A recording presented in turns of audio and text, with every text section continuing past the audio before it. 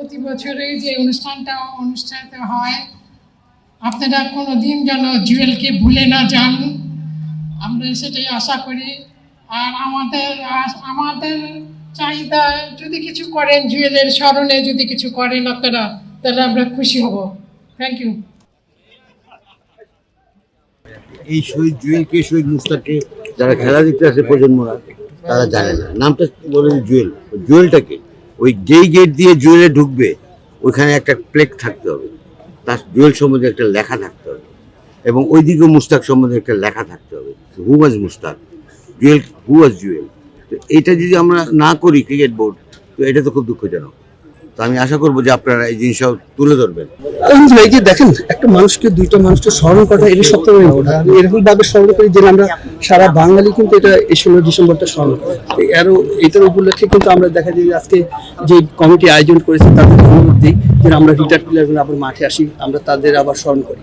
আমি মনে করি যে এটা একটা ভালো উদ্যোগ, এবং এটা যদি সারা বছর আমরা করি, আর এটা যদি মনে করি যে দর্শক যদি অ্যালাউ করে, দেখা যাচ্ছে আর একটু বেটার হয়। দেখা যায় যে নেক্সট জেনারেশন যারা, এরা একটু জানবে যে 16 ডিসেম্বরটা কি উপলক্ষে খেলা হচ্ছে। বয়স তো কি ধরে রাখা যাবে না, কিন্তু আমরা ব্রেনে খেলি। দেখেন আজকেও আমি রফিক 59 বয়স চলতেছে, তা আলহামদুলিল্লাহ এখন দেখা যায় যে মাঠে যখন আমি কিন্তু 59-এর দিকে দেখি না, আমি দেখি ব্যাট বল। ইনশাল্লাহ দেখা যায় ব্যাট বল হচ্ছে। আলহামদুলিল্লাহ আমাদের বাঙালি কিন্তু এখন ক্রিকেটে পাগল। আজকে আমরা যদি 20 কোটি লোক থাকি, 20 কোটি লোকে কিন্তু ক্রিকেটটা পছন্দ করে। আমরা কিন্তু তাদের যে আশা করি, দেখেন সরকার চেঞ্জ হওয়ার পরে যে আপনার পাকিস্তান সিরিজটা মাশাআল্লাহ অনেক ভালো খেলেছে। পাকিস্তানের মাঠে সিরিজ খেলা ডিফিকাল্ট, যে ওখানে জিতা। আলহামদুলিল্লাহ আমরা কিন্তু সিরিজ জিতেছি। তারপর মনে করবো যে ভালো মন্দ আছে, তার মানে সবকিছু মেনে নিতে হবে। বাট বাংলাদেশ ক্রিকেট যে ভালো দিকে যাচ্ছে, এটা কিন্তু একটা প্রমাণ পাওয়া যাচ্ছে। যথেষ্ট ভালো করেছে এবং এটার সাথে টোটাল সবাই কিন্তু যথেষ্ট ভালো পারফর্ম করেছে, এবং সবার টোটাল পারফরমেন্স ছিল বলে আজকে জয়টা এসেছে। ওগুলো কারো পারফরমেন্স খাটো করে দেখা হবে না, এটা টোটাল টিম হিসেবে এবং টিম হিসেবে আগামী দুটো ম্যাচ খেলবে, ইনশাআল্লাহ টিম হিসেবে জয় নিয়েছি।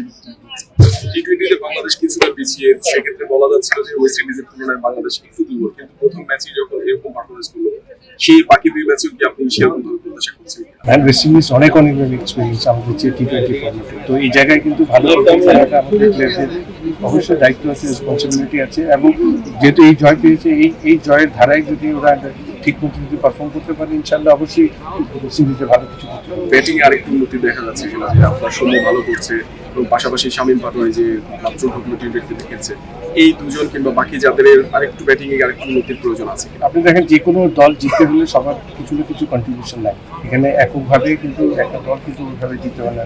কেউ ব্যাটিংয়ে ভালো করবে, কেউ বোলিংয়ে ভালো করবে, কেউ ফিল্ডিংয়ে করবে। তো ওভারঅল আমি চাই যে টিম হিসেবে খেলে, টিম হিসেবে পারফর্ম করে দিই। আমরা ডিক্লেয়ার করবো, তবে তার আগে শাহরিয়ার নাফিস এই মুহূর্তে তিনি পুরস্কার গ্রহণ করছেন, এবং এই ম্যাচে সেরা খেলোয়াড় মোহাম্মদ রফিক, 58 রান, সাথে 2টা wicket, allround performance. Congratulations Mohammad Rafiq.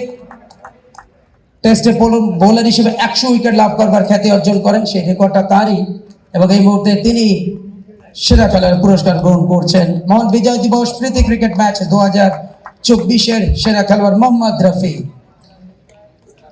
এবারে আমরা এই আয়োজনে দুটো কথা শুনতে চাই। বরাবরের মতো এবারও আমাদের সাথে সম্পৃক্ত শহীদ জুয়েল পরিবারের সদস্য, শহীদ জুয়েলের বোন, আমাদের সকল প্রিয় মিসেস সুরাইয়া আপাতত অনুরোধ জানাচ্ছি এই আয়োজনের পরিপ্রেক্ষিতে আপনার দুটো কথা।